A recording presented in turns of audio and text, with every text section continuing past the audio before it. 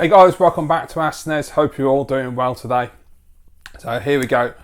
New episode, new style of video as well. As I said before, Ask Snes has changed format, so we are now going monthly. So this is the first episode in hopefully a long run. The video's been very successful so far, and I know you guys have enjoyed them, so fantastic. Thank you very much for sticking with me. The videos are going to be once a month on the first Friday of every month. And I've picked out some questions. So let's get stuck in. And the first set of questions are from Cal Does Games. So thank you very much, Cal. First question is, what is your favourite arcade racer? I would have to say it's Outrun. That is an absolute classic, brilliant game. It's got some really good home ports as well, but the arcade version in particular, like Matt's Soul Funk Retro, the sitting down version, is nothing better than that. Racing games, personally, are good at home. Always better in the arcade, but you can sit in the cabinet and use the steering wheel. They're absolutely fantastic. So yeah, definitely Outrun. What is the worst movie licensed game that you've played? I would have to say, the only one that comes to mind really is 007 Legends. That game was such a disappointment. Coming off the back of playing the GoldenEye reboot on the Wii, which I absolutely adore, is one of my absolute favourite games of all time. Definitely one of my favourite Bond games. And then, of course, playing after that Bloodstone, which was a completely unique Bond experience. A fantastic game. I loved that to bits. Car sections were crap, but the actual cover-based part of the game and the story was really decent. And, of course, you've got Claymation... what's her name? I knew that was going to happen. Oh, what's her name? Judi Dench. Claymation Judi Dench in the cutscenes looks terrible. But yeah, 007 Legends was one I was looking forward to because obviously playing GoldenEye and Bloodstone, and most of the Bond games before that, they've always been decent or great. And yeah, Legends was a mistake. It just did not work. It was a mess of a game. It was really difficult in parts. The controls weren't very good. The aiming was off. And if you watch Soul Funk Retro, Matt, he actually worked on that game. And he has got videos on his channel where he talks about the reasons why that game didn't work out and didn't become the game they wanted it to be. Which is a real shame because it had the potential to be something special, just like the other Bond games which Matt worked on, such as GoldenEye. So yeah, it's a real shame that. If you started a game, left it for 6 months and came back to it, would you restart the campaign? If you're talking about modern game, which I assume you are by saying the campaign, and it would depend on what the game is. If it's a game, say like Gears of War, where the story is irrelevant to myself, I don't really care, then yeah, I would. I'd just carry on playing. The game wouldn't bother me. I wouldn't bother going back.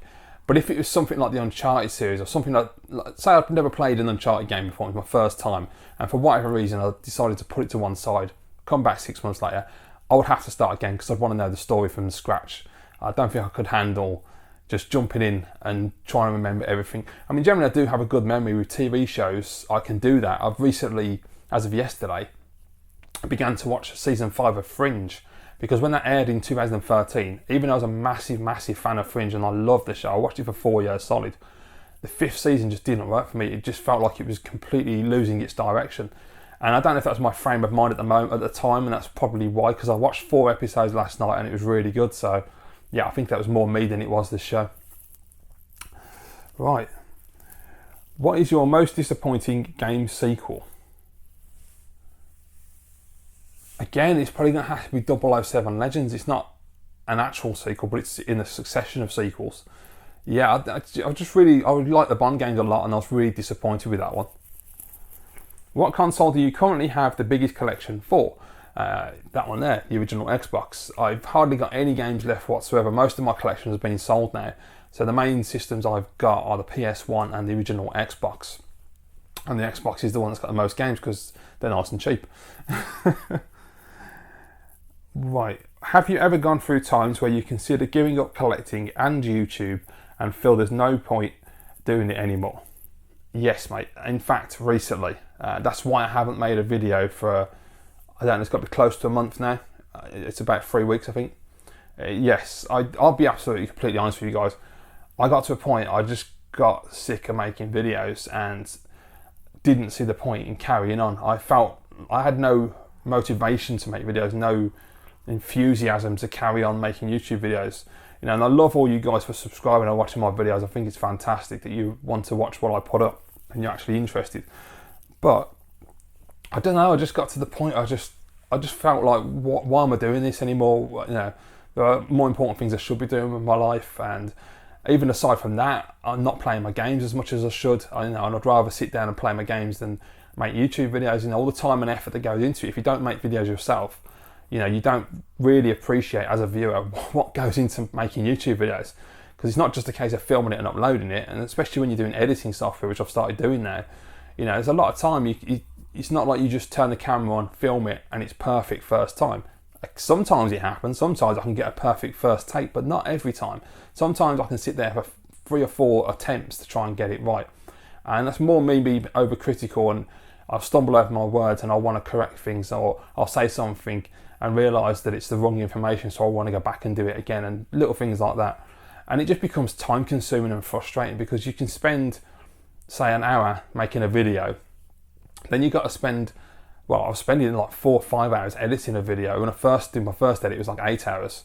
You know, that was when it was like a 2-hour Ask Snes episode, which is why, yeah, I've had to try and tweak the format, because it was just getting out of hand and it was just affecting my life, and I just couldn't be doing with that. And then you've got to upload the video, which with my connection can take multiple hours, you know, like 4 hours usually. So you're talking a good chunk of time dedicated to making a video. And I just felt like, well, why am I doing this exactly? You know, I put the video up, I get some really nice comments from some great people. And then more recently, as much as it doesn't really bother me, it just started to piss me off that every time I put a video up, some motherfucker out there, for whatever reason, decides that they're going to thumb down the video every single time I put it up. Literally as it goes live, they must be sitting there ready to click that button. And as much as I don't care, because it's like, it doesn't mean anything when you thumb the video down, it does, you know, on a personal level, it starts to affect you, it starts to piss you off. Because it's like, what am I making all this effort for? Just for some arsehole to sit there and click that thumb down button just to wind me up, you know? And it's ridiculous, because, you know, you look at the positive side and you get like 4 or 5 times more thumbs up, and you get some amazing, great comments from people with feedback, which makes it all worthwhile. But I just felt fed up, and to the point of like, I just can't be bothered to count. I've been doing it for 6 years and I don't understand why I'm doing it anymore. And that's why I felt like walking away. And I've talked to a lot of people about this recently. Some of my really close friends on YouTube, 16-Bit Brit, Jay Cybersnake 7, Retro Dave Nintendo, Alex Blutonic 78, and they've all been, you know, really positive. And last night as well, Ninja Bear Hug as well, and Skunkwork Zero, and they've all given me really good feedback, and you know, motivated me to come back and give it another shot. So thank you very much to all of you guys if you're watching this. I really appreciate that. Right, next questions are from Nat Kennedy Breeze. So thank you, Nat. Oh, and thank you, Cal, by the way. I forgot to thank you for that. So Nat asks, what would you do if you woke up liking football? Kill myself. I can't imagine anything worse than having to be that loyal to a sport. No thanks. What parts of America would you most like to visit? New York is the #1 place. I've always wanted to visit New York. There's just something about New York that I love. It looks fantastic. I know it's just another city, but it's got a load of really great landmarks I want to visit and check out. I want to go down south, because the south of America, not South America, but the American South, has a lot to offer. It's a beautiful place. I mean, the whole country is beautiful. Well, I've said before, I watched Stephen Fry a few years back travel across America in his taxi, and there were so many different parts of America that are absolutely beautiful, from the Midwest to the East Coast, the West Coast to the South. If I had the money, I'd just travel all around the whole of the United States. The only place that doesn't interest me is like Miami. That's not my kind of scene at all. I prefer like architecture and countryside than I do, you know, bikinis and, well, there's nothing wrong with bikinis, I suppose, but, you know, but like that whole Miami vibe is just really plastic and not my thing at all. 2 slides, one leads to Taylor Swift and one to a non-gay Ellen Page. A non-gay Ellen Page. If I had, I'd still be Ellen Page. As much as Taylor Swift is really fit and I really like her, Ellen Page has got the cuteness factor, and she seems like quite a sweet person, so I'd go with her. Kill, marry or shag? Britney Spears, Taylor Swift or Katie Hopkins? Now this one's a tough one, mate. Kill, as much as I don't agree with capital punishment, it's going to have to be Katie Hopkins. Marry and shag bit's hard. As much as I hate to say it, shag Britney Spears, marry Taylor Swift. Definitely. Yeah. Because as much as I love Britney, I think Taylor would make a better wife. Do you have any conditions like asthma or diabetes? No, I don't. I don't have any medical conditions at all that I'm aware of. Cheers, Nat. Right, next question's from Keith Hewitt, the one and only. So thank you, Keith. And he asks, someday games will not be able to look any better. What will they do then? They'll innovate, Keith. You say games will never look, there'll be a point where games don't look better. And I think that every generation I'm proved wrong, and the games look even better than I could ever possibly expected. So yeah, I do think that, you know, it's going to be a long time before we get to that point, that peak where games can't look visually any better. I mean, that'll only be the point where you're essentially just playing a film or a TV show and it's indistinguishable, you know, graphically, because it'll just be real people. It'll be like Mad Dog McCree, but with good acting. I think other than that, the only thing they can do once they hit that level is just innovate in terms of gameplay and bring new gameplay styles into play. Very sad news about Mr. Iwata. How did you react? Yeah, it was very sad. I remember I woke up that morning and saw the video from Happy Console Gamer, and I was like, Jesus. It was so out of the blue, it really hit me, because I had no idea that he was sick. I knew that he'd missed a few events, but I didn't know he was like gravely ill. And yeah, you know, whatever, you know, I or anybody else thinks about Nintendo's business strategy in the past few years, it's a tragic thing when something like that happens. It's, you know, cancer's a vile thing, and it's not something that you want to ever go through. You know, it's just terrible whether you're someone who's afflicted with it or you're watching someone go through it. It's a horrible time. And so yeah, it's a real shame. And all you can say is, if you look at all the positivity that's come out of it, all the positive tweets and the videos on YouTube, and when you look at the history of what Mr. Iwata actually did at Nintendo, it's pretty impressive stuff. You know, taking away your own personal views on his business, what's the word I'm looking for? Taking away what he did in terms of the last couple of years with the Wii and the Wii U. You know, whatever you think about that, and you know how I feel about that, so I'm not going to go into that. But I think, you know, he added a lot to the gaming industry, really. When you look at, I didn't realise how long he'd actually been at Nintendo and how much he'd actually contributed to a lot of games. It's quite fascinating to actually see his history. The thing I always loved about Mr. Iwata personally was just his sense of humour and his self-deprecation. I just never forget, like, standing there with a banana. That just made me laugh. It was just brilliant. And of course, the Jim Henson Muppets at E3 was just absolute pure genius. To see a CEO be that at ease with himself and to not really care about putting that professional image, just be himself. You got to admire the guy for that. So yeah, rest in peace, Mr. Iwata. Nintendo have never been focused on creating ever more powerful hardware and instead offer something different to disrupt the market, as Mr. Iwata once said. Is this to their detriment? I would disagree with that statement, because they have offered more powerful hardware, the Super Nintendo, the N64. So it wasn't really till the GameCube where that started to change, and that was the middle tier, because you've got PlayStation, GameCube, Xbox, and then of course the Wii and Wii U are the most underpowered out of all the three consoles of their generation. I don't feel it's to their detriment either, because they've always added something interesting to their consoles. The power was never something that really, and it was an issue for me personally. I think when you look at Nintendo, like the Super Nintendo has 6 buttons, the Mega Drive didn't. They had to bring out a separate pad with 6 buttons, which was a massive thing at the time, 6 buttons, because with Street Fighter being the game that everybody wanted on their console, you needed to have a 6-button pad, and Nintendo had one out the gate, which was fantastic. You know, the N64 was first with Rumble Pack and analog stick.